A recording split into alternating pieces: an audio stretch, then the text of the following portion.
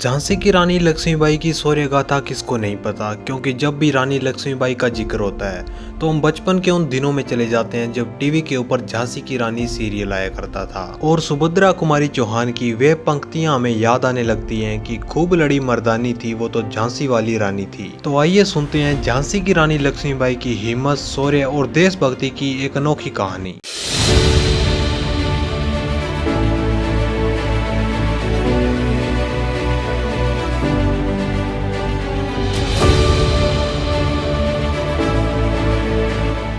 झांसी की रानी लक्ष्मीबाई का जन्म 19 नवंबर 1828 ईस्वी को वाराणसी उत्तर प्रदेश में हुआ था और इनके पिता का नाम मोरोपंत तांबे और माता का नाम भागीरथी बाई था। बचपन में रानी लक्ष्मीबाई का नाम मणिकर्णिका रखा गया था, लेकिन नाम काफी बड़ा था इसलिए इन्हें सभी मनु कहकर बुलाते थे। लेकिन मनु जब 4 साल की हुई तो उनकी माताजी का स्वर्गवास हो गया। इसके बाद मनु का लालन पालन उनके पिता के द्वारा ही किया गया। बेसिकली मनु के पिताजी मराठा सरदार बाजीराव की सेना में कार्य करते थे, इसलिए उन्होंने मनु को तलवारबाजी, घुड़सवारी और आत्मरक्षा करना बखूबी सिखाया था। और इसके साथ नाना साहेब और तात्या टोपे भी मनु के बचपन से ही दोस्त थे और वे तीनों एक साथ ही युद्ध प्रतियोगिताओं में भाग भी लेते थे। लेकिन धीरे धीरे समय के साथ साथ मणिकर्णिका का बचपन भी बीतता गया और 19 मई 1842 ईस्वी को मणिकर्णिका का विवाह झांसी के महाराजा गंगाधर राव नेवालकर के साथ हुआ और विवाह के बाद ही मनु को लक्ष्मीबाई के नाम से बुलाया जाने लगा था। इसके बाद सन 1851 में लक्ष्मीबाई ने एक पुत्र को जन्म दिया और उसका नाम दामोदर राव रखा गया। और इस समय झांसी के अंदर चारों तरफ काफी खुशियों का माहौल छा गया था। लेकिन इसके 4 महीने बाद ही दामोदर राव की मृत्यु हो जाती है। इसके बाद रानी लक्ष्मीबाई और महाराजा गंगाधर राव ने अपने एक रिश्तेदार भाई के पुत्र को गोद लिया जिसका नाम की आनंद राव था। लेकिन महाराजा ने आनंद राव का नाम बदलकर दामोदर राव रख दिया।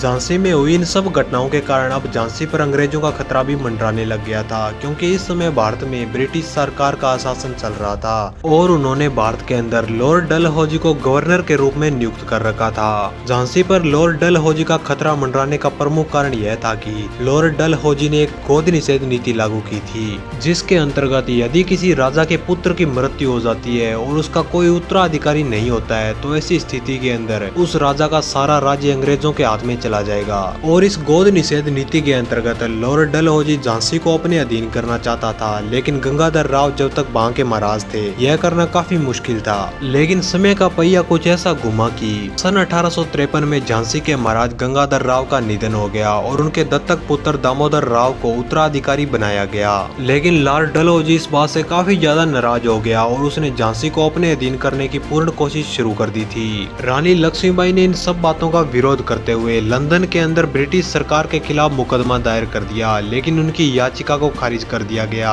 इसके बाद रानी लक्ष्मीबाई को 6000 रुपए पेंशन के तौर पर दिए गए और उन्हें राजा महलों को छोड़ रानी महल में रहने का आदेश दिया गया। लेकिन रानी लक्ष्मीबाई को अंग्रेजों का यह रवैया बिल्कुल भी पसंद नहीं आया और उन्होंने अंग्रेजों के खिलाफ बगावत करने का निर्णय ले लिया। और जब इस बात का पता अंग्रेजों को चला तो उन्होंने झांसी पर आक्रमण के लिए अपनी सेना भेज दी। इसके बाद झांसी के पास कोच नामक स्थान पर अंग्रेजों और राव साहब की सेना के बीच में युद्ध हुआ। इसमें राव साहब की सेना को फिर मुंह की खानी पड़ी। एक बार फिर रानी लक्ष्मीबाई कालपी के किले में अंग्रेजों के बीच गिर गई, लेकिन फिर वह जैसे तैसे ग्वालियर की ओर निकली। यहाँ आकर उन्होंने ग्वालियर के महाराजा और बांदा के नवाब से सहायता मांगी और दोनों ने ही इनकी मदद करने से इनकार कर दिया, क्योंकि जनरल ह्यूरोज लगातार रानी लक्ष्मीबाई का पीछा कर रहा था। इसके बाद ह्यूरोज ने ग्वालियर के पूर्वी प्रवेश द्वार की ओर से आक्रमण किया। ह्यूरोज के पास एक विशाल सेना थी, जबकि रानी लक्ष्मीबाई के पास उनके मुट्ठी भर वफादार सैनिक और कुछ महिलाएं थी। लेकिन फिर भी रानी लक्ष्मीबाई और उनके योद्धाओं ने अंग्रेजों के साथ जमकर लोहा लिया और लगातार 3 दिन युद्ध करने के बाद रानी लक्ष्मीबाई की सेना अब हारने लग गई थी। 17 जून 1858 ईस्वी की शाम रानी लक्ष्मीबाई चारों तरफ से अंग्रेजों से घिरी हुई थी, लेकिन इस बात की परवाह न करते हुए वह अंग्रेजों से लगातार युद्ध कर रही थी। लेकिन तभी ह्यूरोज ने देखा कि एक अद्भुत वीरांगना घोड़े पर बैठी हुई और दोनों हाथों में तलवार लिए हुए अंग्रेजी सेना को चीरते हुए लगातार उसकी तरफ बढ़ रही थी। इसी दौरान अचानक पीछे से एक अंग्रेज ने उनके सर पर पर वार कर दिया। यह वार इतना जबरदस्त था कि रानी लक्ष्मीबाई की एक आंख बाहर आ गई, लेकिन फिर भी वह मर्दानी पीछे मुड़ी और उस अंग्रेज को मृत्यु के घाट उतार दिया।